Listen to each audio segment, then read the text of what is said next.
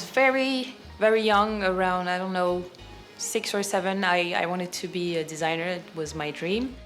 I don't know where I saw or read or heard the word designer, but I know that this is what I wanted to do.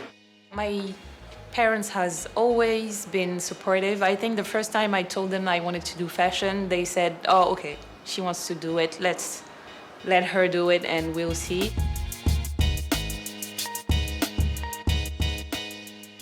This is my atelier. It's an atelier of prototypes. This is a place where each and every prototype of my collections and the capsules or the collaborations with other artists are made. We have 3 people working here every day. We have an electrician as well for the luminescent clothes.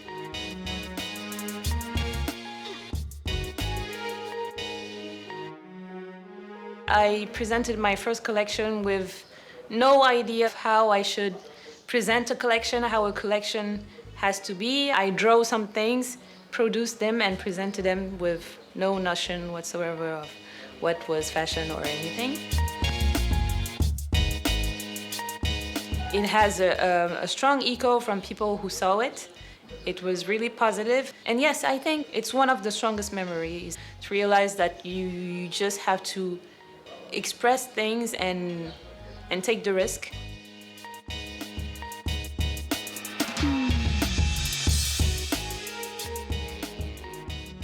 I think I have that style that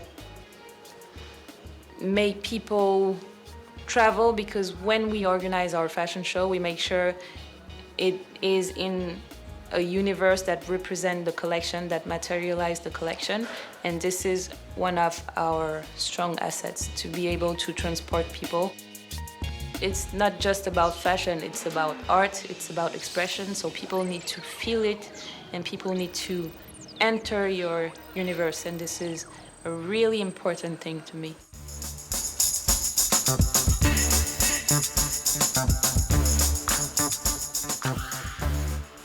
Alien Cartoon is a projection into the future, and this is what builds the collection, that reflection, what would garments become, what would our wardrobe become in such an invaded African city. It took place into Dakar's old train station. So we want to transform the train station into an alien city and to invite Dakar people into that universe that we created. I know that there are things I need to express, but I don't know what exactly yet, so I'm exploring all the things that come to me.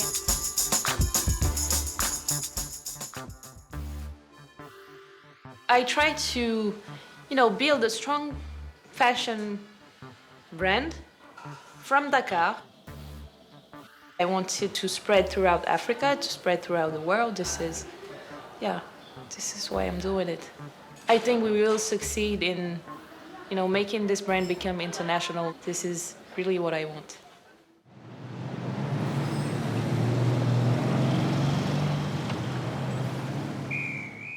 Quand j'ai commencé, pourquoi j'ai commencé, c'est ça en fait. Je suis allée, j'ai rencontré des artistes. Il faut que je partage les interviews et les rencontres que je fais avec mon entourage. C'est comme ça que ça a commencé. Et très vite, c'est sorti de mon entourage. Donc Wahart, c'est une plateforme de promotion culturelle. Parce qu'effectivement, on prend des artistes, des créateurs, et on parle de leurs travaux, de leur parcours, de tout ce qu'ils ont fait depuis qu'ils ont commencé. C'est vraiment devenu quelque chose de...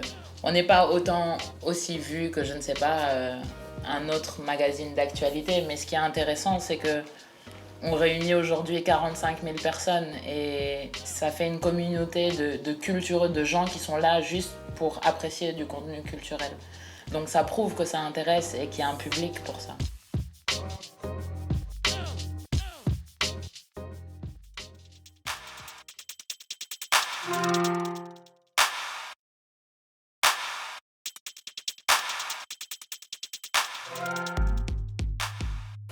We are in the house of le collectif Les Petites Pierres. It's a collective of artists here in Dakar. And this is the place where everybody meets. This is the place where many concerts, many artists, and many international artists as well came here to document the place, to see how this alternative scene is represented here. This house is very powerful and strong of many, many energy and many wills to change the city and to make people see the city how it really is. I see the culture that surrounds us in that alternative scene. I see that culture as a photography of a super huge movement that is taking form, but we don't see the big picture now because we are so involved in it. And culture is essential today. It's super important for people like us to express ourselves and to be able to live from that expression. This is our world. This is our alternative, and this is we giving the image that needs to be seen of our country, far from the politics that are doing God know what.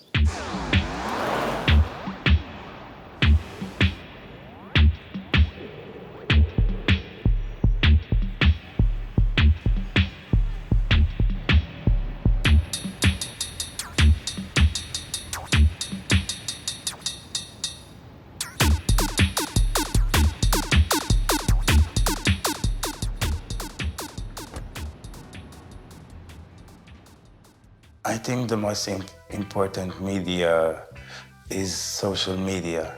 If it wasn't for, I guess, that Facebook page, I never would have believed in myself enough to say I'm a photographer. It's because I had constant feedback from thousands of people I don't even know. This is basically where I live and where I work mostly. I mostly do studio photography. This Saturday, I'm shooting a couple of guys. One is a DJ and the other one is a promoter of events. Plutôt devant et genre comme ça, quoi. Tu vois un peu. Et puis après, on va faire des variations de pose, on va faire des échanges de... My parents and my family never showed that much support in my artistic evolution and didn't even know what was really going on. My brothers and sisters, they have good careers, and I'm the one who probably had the highest degrees in the best schools. And after 4 years in the corporate world, I decided to stop everything because I want to be an artist. I think in 10 generations, there has never been an artist in our family. It's just something that doesn't exist. There is something that is very particular in the way Senegalese people behave and the way they reinvent themselves and the way they use anything that is around them to build a character. It's not about buying expensive clothes. It's not about spending fortunes in what you wear. It's about the way you assemble the things you have. You look at our women, the way they dress, basically it's very simple. It's a piece of cloth and they just tear around the neck and they just throw it on themselves. And it's very low budget, but they look like queens and princesses because they know how to get the most out of anything.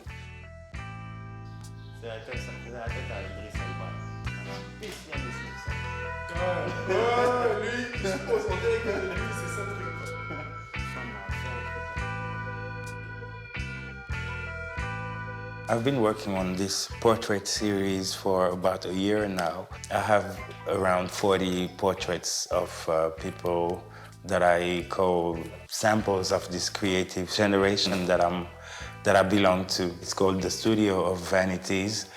I came up with that name because I think for me it sums up the spirit of portraiture here in West Africa.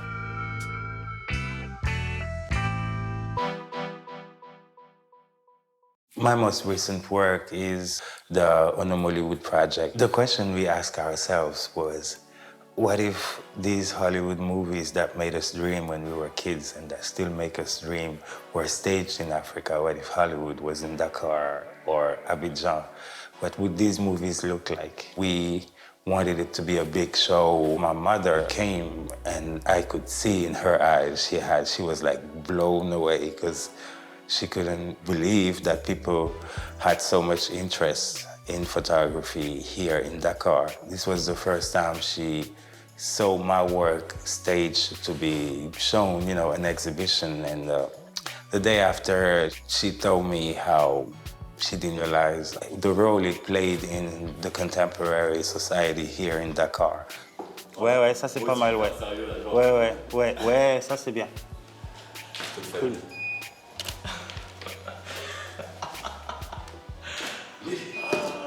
People always tell me that the main thing that makes my work so recognizable is the use of colors and the use of patterns. And then the attitudes, because people always pose in a very official way. People are not really themselves. They're not really smiling, they're not sad, they're not that serious. You have the feeling that people are posing for eternity and that they want this picture to be shown 200 years away from now. And this is also the tradition we have here when it comes to portrait. You call a photographer or you go to a photographer's studio and you take your best outfits and you make yourself look the best you can because you want this picture to remain in the family for the next 200 years. And, you know, this is a tradition I'm trying to preserve.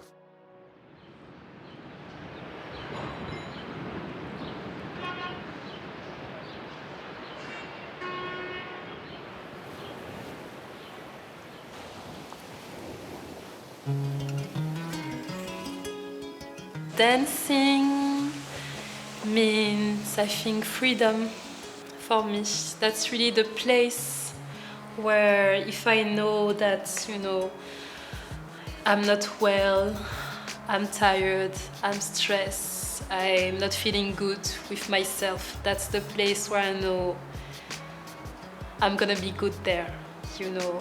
I'm gonna live things that I haven't lived in any other situation. It's almost like, you know, if you meditate, you know, you reach a space where you're connected to everything and you are into everything and you're not even yourself. So that's really, for me, dancing is about releasing from this world and, you know, really have freedom. I started to dance when I was 6 or 7 years old, like jazz, classical, and then I met a b-boy dancer one day in the street. I was 14, started hip-hop with him and his group, his friends. Started like that, breakdancing, house dancing. That is also something special. And then when I was 18, I had to move to keep on my studies. And when I came back, I started to give a few, you know, like classes here and there, house dance sessions for people who wanted to. And I was shocked the first times because people will come and they will really appreciate with a very good, you know, very pure heart, everything you were giving. And they will be there and support you a lot in everything you're doing.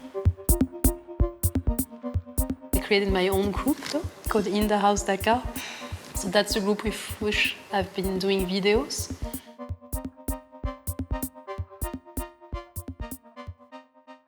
This is the place in Dakar when b-boy do training session a lot.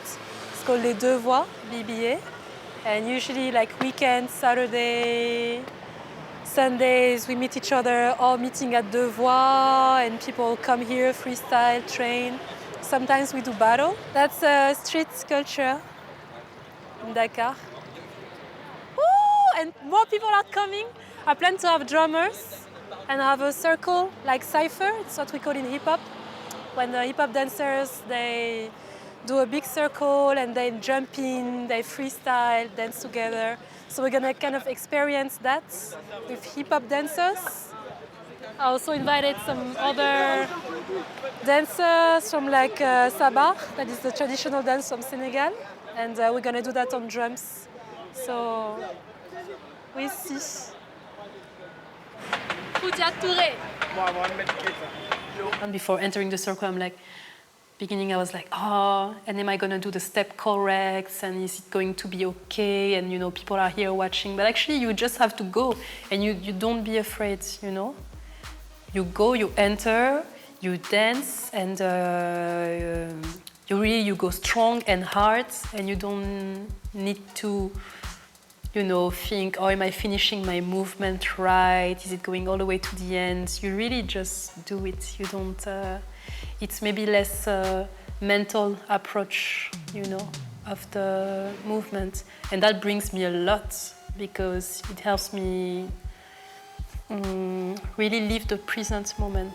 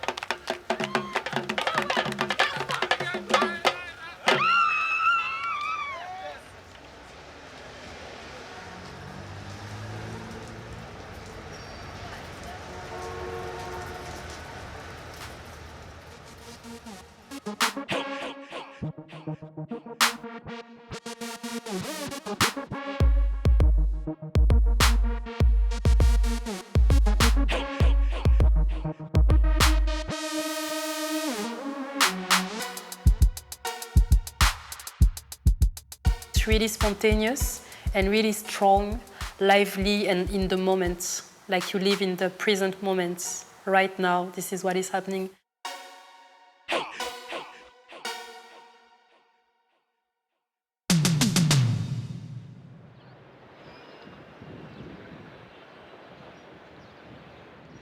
Some people were afraid to get in, some people were ready to get in. So all together it gets something crazy, you know? Because even if you're shy, like, it's a circle, you know? So it's something spiritual happening there. Like everything we have, we want to release now, you know? So we just leave everything and we just do it now. You know, it's so talented. Like, my objective, like my dream one day is that we have this African team. They go outside, you know, and they take over all of those, you know, events, battle, competition, and they're gonna show there, you know, they're gonna represent. That's really what we want.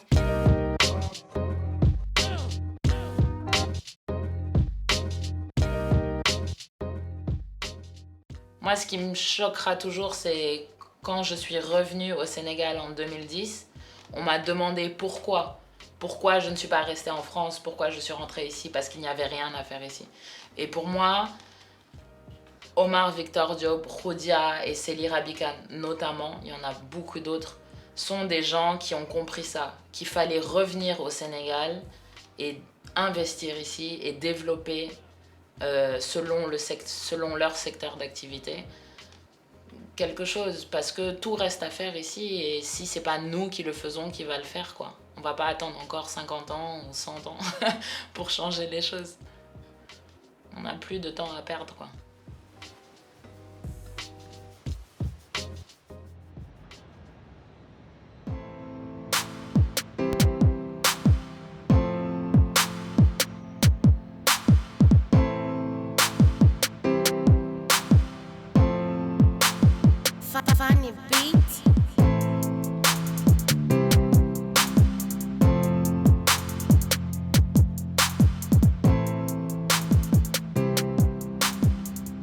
Depuis, comme je disais, depuis toute petite, j'ai été bercée par elle. Je sais, en la musique que je retrouve mon réconfort.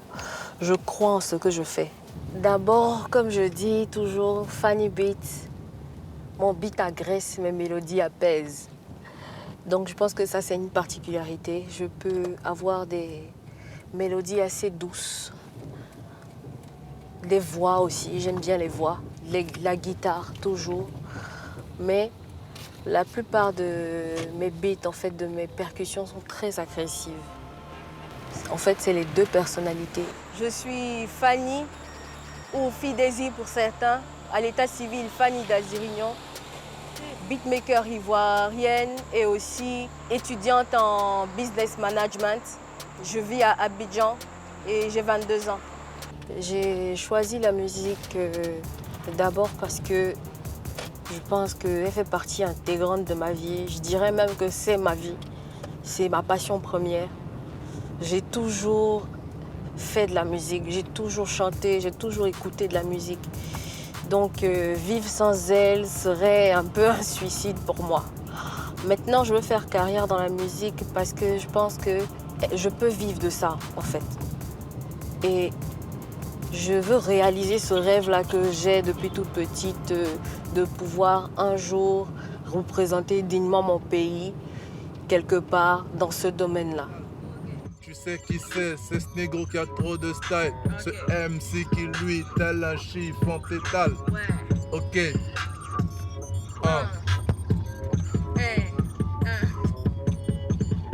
Je ne serai jamais fait passer pour ce que je ne suis pas.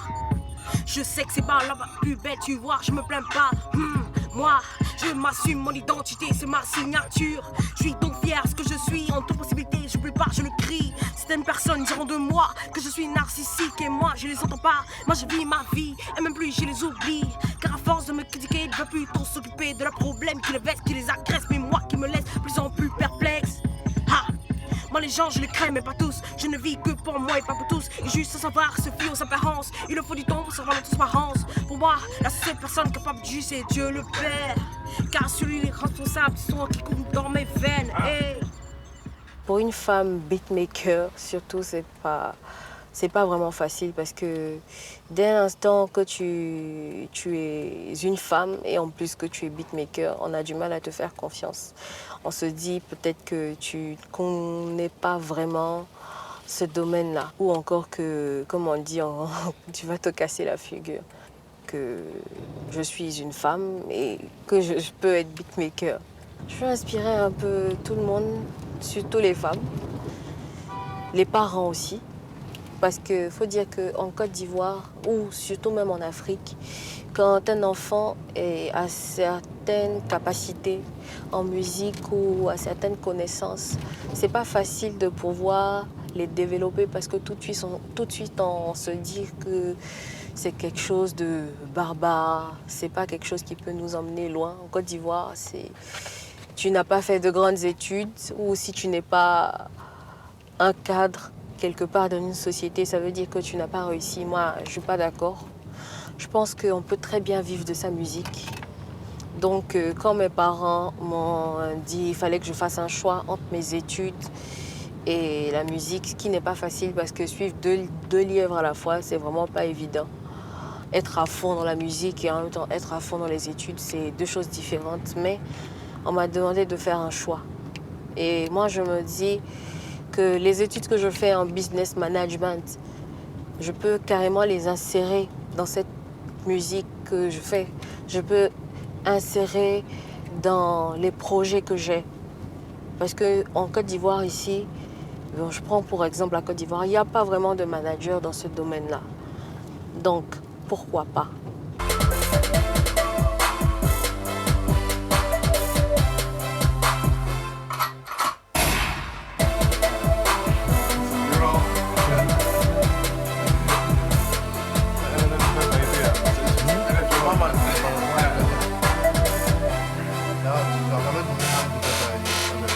You know, people usually like to put you in certain boxes.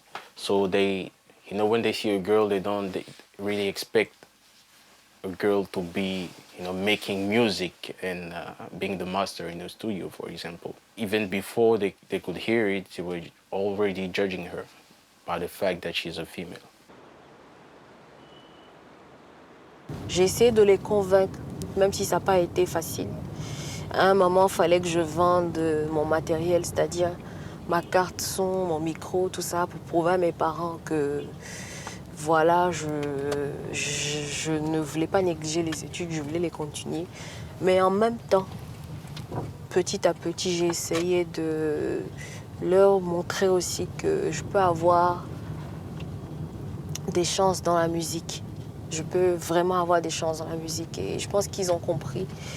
Ils ont vu pertinemment que je peux tout à fait aller à l'école. Mais si j'ai des opportunités dans la musique que je peux réussir, ben, voilà, j'allais les saisir. Je ne leur ai pas caché que je voulais faire ça plus tard. Donc, ils ont fini par accepter ça. Ils ont fini, même si ça n'a pas été vraiment facile. D'abord, si j'ai la possibilité d'avoir un grand studio, je vais essayer de faire ce qu'on appelle une prospection. Parce que je sais qu'il y a beaucoup de femmes ici, en Côte d'Ivoire et même partout dans le monde, en Afrique, tout ça, qui ont les mêmes visions que moi, qui partagent les mêmes passions que moi, mais qui sont cachées ou qui n'ont pas le courage de se dévoiler parce qu'on ne prête pas vraiment attention à ce genre de choses-là, surtout venant des femmes. Je vais créer une institution qui vraiment va former, une institution qui va former ces femmes-là, même une école de beatmaking en Côte d'Ivoire où filles et garçons pourront avoir les mêmes chances de réussite. Surtout, comme je disais, les femmes. Il y a beaucoup de talents surtout, mais qu'on ne voit pas, des talents cachés. Donc, si je fais ça, c'est un peu pour essayer de m'approcher de ces personnes qui ont ces différents types de talents-là, essayer de les révéler et vraiment être un coup de pouce dans leur carrière ou même pour réaliser leurs rêves, pour leur dire qu'on peut être africain, on peut avoir ce genre de passion-là et réussir. Donc c'est un peu ça.